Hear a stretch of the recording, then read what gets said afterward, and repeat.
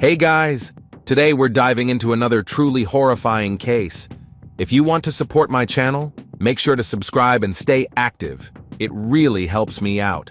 I'd be super grateful for that. Let's get started. A brilliant and meticulously crafted plan often seems flawless on paper. But when it comes time to put that plan into action, countless unforeseen complications, challenges, and overlooked details tend to surface. What truly seals its failure, however, is often the inconsistency, irrational decisions, and shockingly poor judgment of those involved. The story of an immigrant from Iraq named Shahraban is a chilling example of how an uncontrollable desire for revenge can spiral into something horrifying and tragically senseless. Her need to settle the score with her ex-husband clouded her judgment, consumed her entirely, and ultimately led to the total unraveling of her identity. What makes this case especially heartbreaking is that the only victim in the entire situation was an innocent young woman who had placed her trust in the wrong person. Shahraban was born on April 30th, 1999, in a small village in Iraq, into a humble, traditional family. When she was 6, her parents moved the family to Germany, settling in the city of Ingolstadt, where Shahraban eventually started school. Her parents were strict and deeply religious, trying hard to instill in their daughter the traditional values of their homeland. But Shahraban was growing up in a different world, one where she quickly absorbed the culture and mindset of her new country. Even at a young age, Shahraban showed signs of being strong-willed, independent, and fiercely defiant. She didn't like being told what to do, often did the opposite of what was expected, and wanted to break free from old-fashioned norms to live like a modern, free-spirited young woman. While still in school, she dreamed of building a career in the beauty industry, aiming to become a popular stylist and beauty influencer. She spent hours watching makeup tutorials online and used all her allowance money to buy cosmetic products. She was convinced she'd one day open her own beauty studio or even launch her own cosmetics brand. But in pursuit of her goals, Shahraban often resorted to emotional outbursts, manipulative tactics, and playing the victim card. One way or another, she always got what she wanted. At 15, she met a young man named Ruan, who was 17 at the time. Like Shahraban, Ruan was originally from Iraq, but had moved to Germany with his family when he was very young. They had a lot in common, and their connection grew quickly into a romantic relationship. The two knew their families wouldn't approve of their relationship, so they kept it secret, meeting in quiet, out-of-the-way places around town. But one day, Shahraban's cousin happened to spot the couple. Instead of reporting them to her parents, he tried to blackmail her into something deeply inappropriate. Shahraban refused to tolerate that kind of treatment. She went straight to her parents and told them everything about the relationship and the threats from her cousin.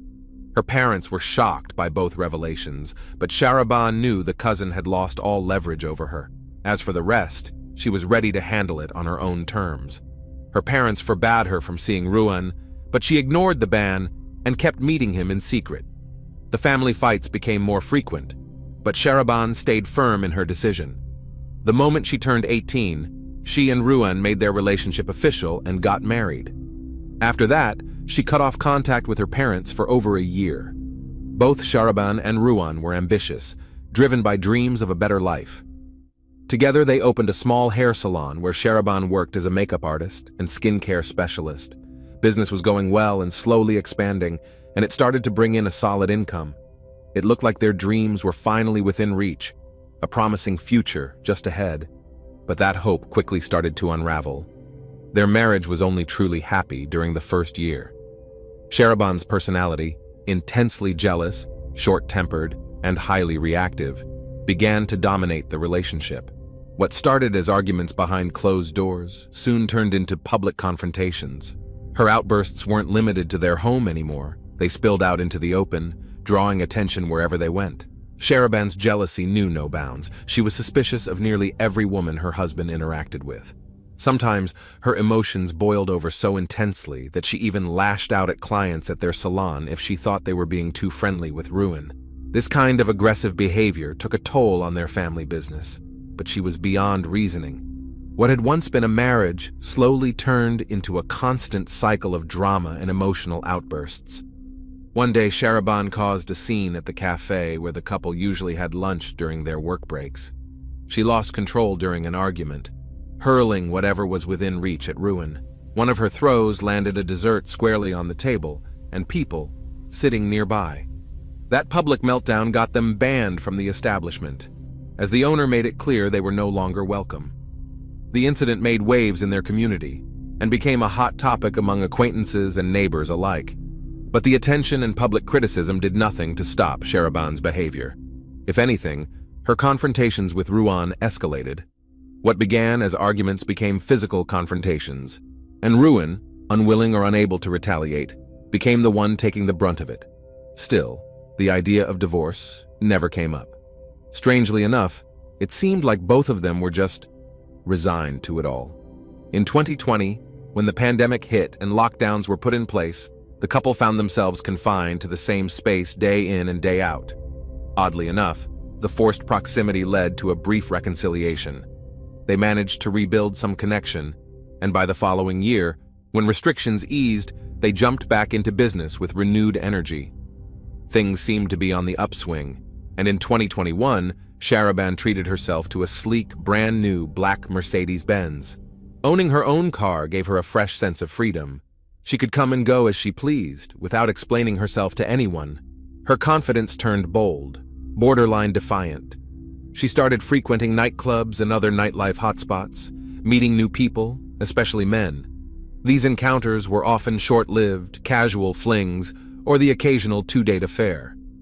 Eventually, one of these flings turned into something more. Amid her whirlwind lifestyle, Sharaban met a man named Jacob. What began as another casual romance quickly turned into a passionate relationship. Despite openly stepping out on Ruan, she still policed his behavior, checking his phone, accusing him of cheating, and even following him on occasion. Her bond with Jacob grew stronger, and for a time, she seriously considered leaving her husband for him. Then, unexpectedly, Sharaban found out she was pregnant. She had no doubt who the father was, and wasted no time telling Ruan, not only about the pregnancy, but also that she was leaving him for her new partner. Ruan was crushed. He knew their marriage was broken beyond repair, but the public embarrassment was unbearable. As for Sharaban, things took a turn she hadn't anticipated. Jacob, caught off guard by the pregnancy news, told her he wasn't ready to be a father, and that marriage wasn't on the table. Confused and emotionally overwhelmed, she found herself isolated.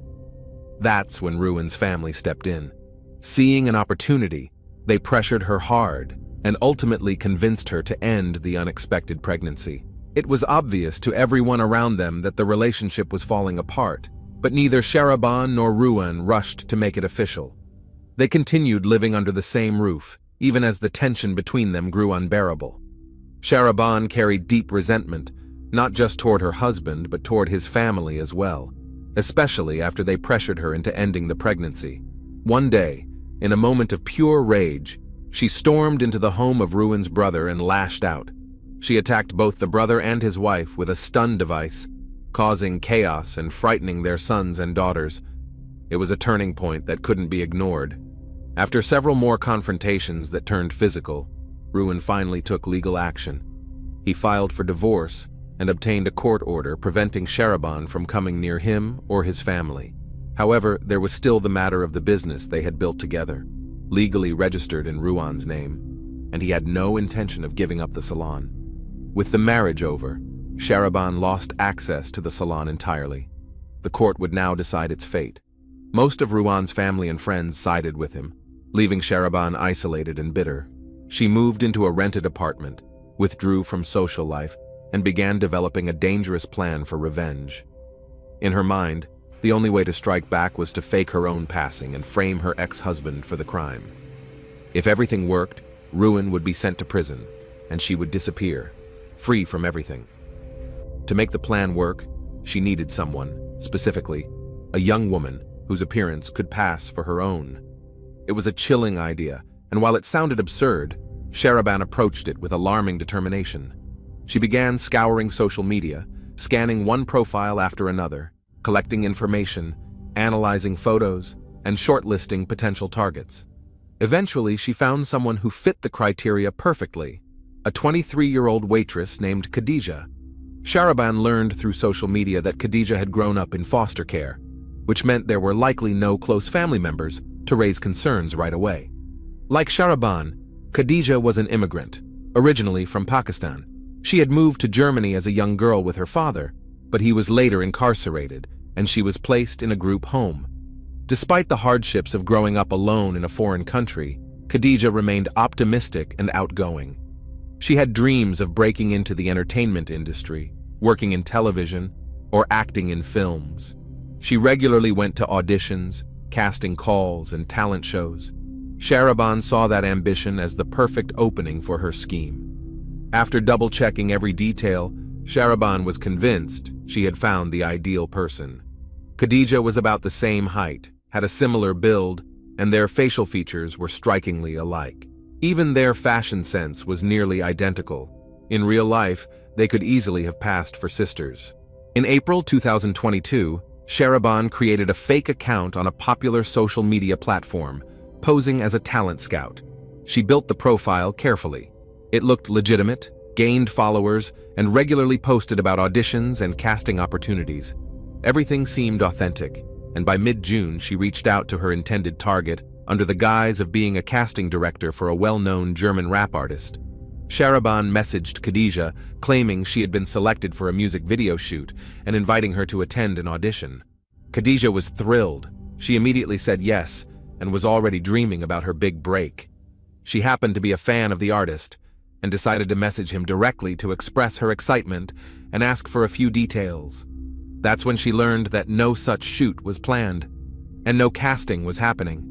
Khadija quickly realized someone had tried to deceive her, but she couldn't understand who would go to such lengths or why. She blocked the fake profile, leaving Shahraban scrambling to come up with a new plan, one that couldn't fail. Over the next 2 months, she carefully crafted another fake identity, this time presenting herself as the owner of a new beauty salon.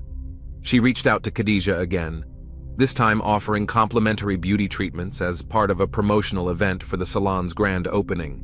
The only thing Shahraban asked for in return was permission to take photos and record video of the makeup and hairstyling process. Khadija, seeing nothing suspicious, agreed. There was only one inconvenience. The salon was located across town, and getting there wasn't easy for her. But the salon owner promised to pick her up personally and drop her back off after the appointment. Shahraban made sure not to leave any detail unchecked. She began watching Khadija closely and even got the same haircut. She adjusted her hair color slightly to match perfectly. By the time the day came, the two had almost identical hairstyles. To make the plan foolproof, she took additional steps. About a month before the meeting, Shahraban moved back in with her parents, asking for forgiveness and pretending to want to reconnect. Her parents, unaware of her intentions, welcomed her home with open arms. In Shahraban's twisted scheme, they were meant to be the ones to discover the body and mistakenly identify it as their daughter. Shahraban arranged to meet Khadija on August 16th around the evening. She asked her to wear a dark blue dress, one she had seen in a photo on Khadija's social media. Shahraban had already bought the exact same dress for herself and made sure to wear it several times in front of her parents that day, so they would remember clearly what she had on. Before leaving the house, Shahraban told her family she was going to meet with her ex-husband to talk about settling the business matters outside of court. She acted nervous and said she was worried about how the conversation would go. As she left, she promised to be back by that evening and asked them to wish her luck. After leaving her parents' home, Shahraban got into her black Mercedes and drove off. Around 5 p.m., when her mother tried calling to check in, Shahraban's phone went straight to voicemail. At first, the family didn't panic, but as the hours passed and there was still no word from her, concern began to grow. Once night fell, her parents could no longer sit and wait. They decided to go look for her themselves and headed toward the neighborhood where their former son-in-law lived. On their way, they spotted Shahraban's Mercedes, abandoned on the side of the road. It was unmistakable.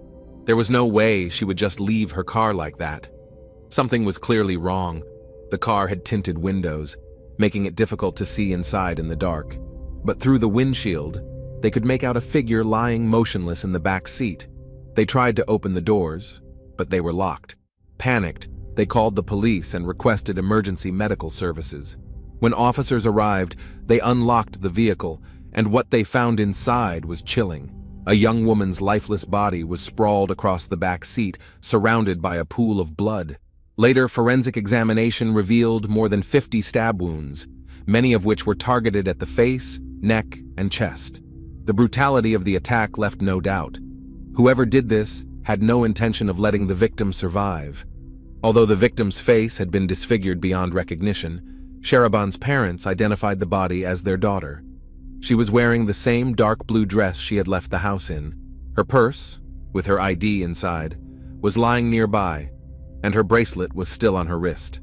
Word of the horrific crime spread across town almost immediately, especially since the car had been found in the area where Sharaban had once lived with her husband. Naturally, suspicion fell right on him. Her parents told authorities she was on her way to meet her ex to discuss business matters and never returned. Now, her vehicle had been found with a body inside. Police moved quickly to bring Ruin in for questioning, but by the time they reached his place, he was gone. Realizing the situation could point to him, he had vanished without a trace. This disappearance only made him look more suspicious. After all, their breakup had been messy, the business dispute had turned ugly, and there was no love lost between them. He had motive, and now, seemingly, a reason to run. Still, something didn't sit right.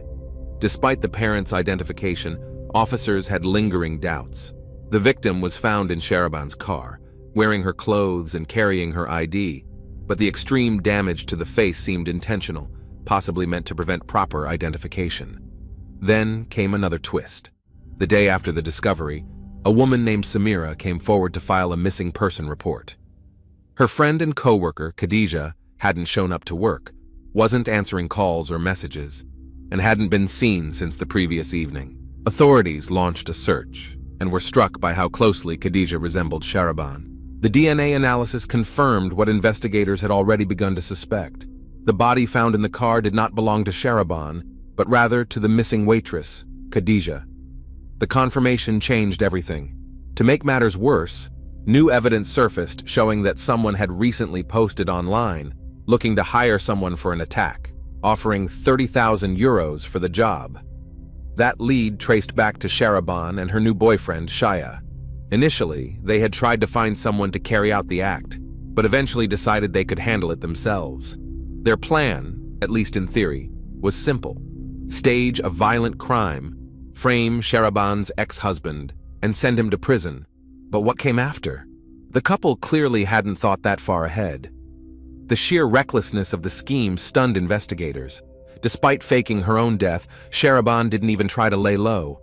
Instead, she and Shaya continued living their normal lives in the same city where everyone knew them.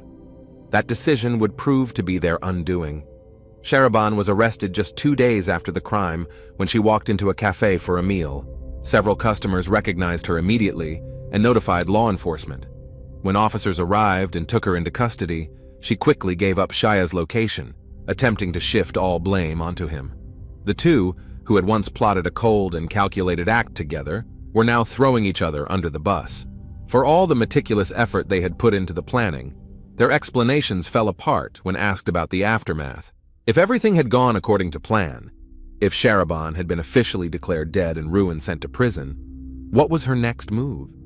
Stay in the same town where people could recognize her? Where would she get new identification?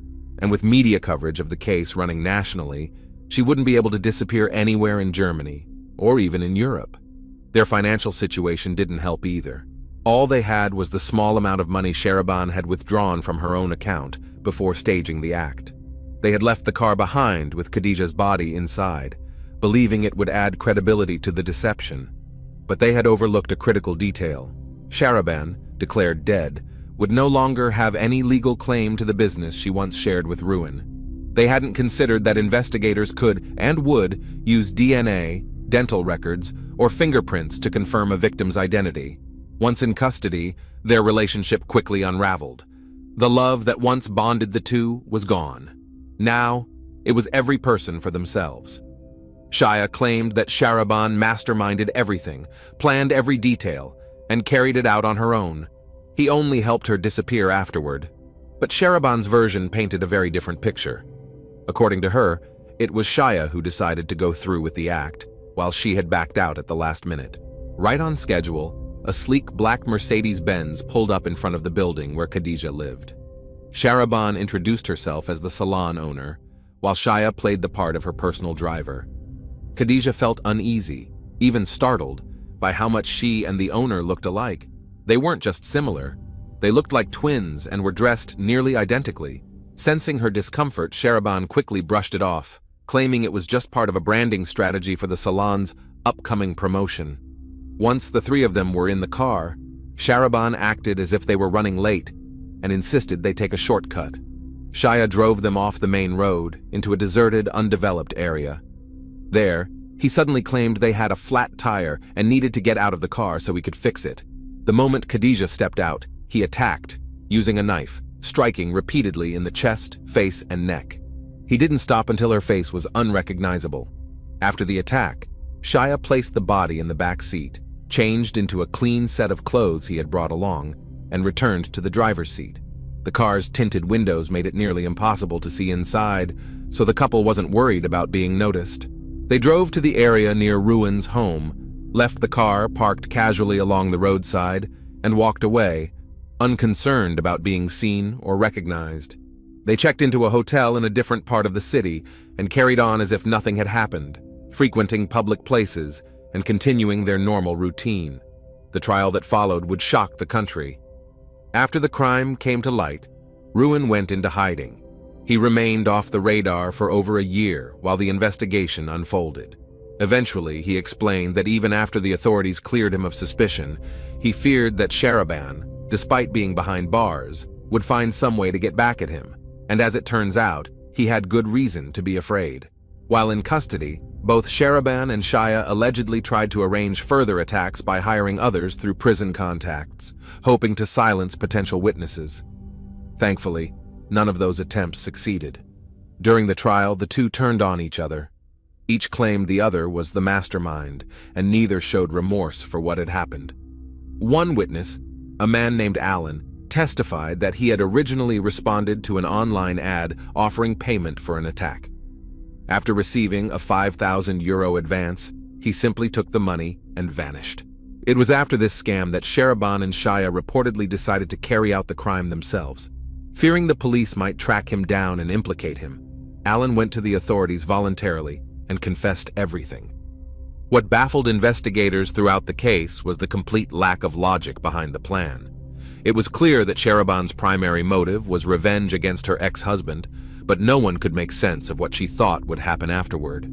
After staging a violent crime and faking her own death, she made no effort to hide. She stayed in the same city, carried on with her usual life, and had no long-term plan for survival or escape. She hadn't even considered how she would support herself financially going forward. Sharaban's defense attorneys leaned heavily on these flaws in the plan, arguing that her intentions were confused, the motivation weak, and that she would never have followed through without Shaya's influence. They claimed it was he who took matters into his own hands, lured by the promise of financial gain. But the court didn't buy it. In December 2024, both Sharaban and her boyfriend were found guilty of a brutal, premeditated crime committed in coordination with one another. They were sentenced to life in prison, with no possibility of parole. Thanks for watching, everyone. Your support means a lot to me, and you can help my channel grow by hitting that like button, dropping a comment, and sharing this video. Your engagement really makes a difference. See you soon.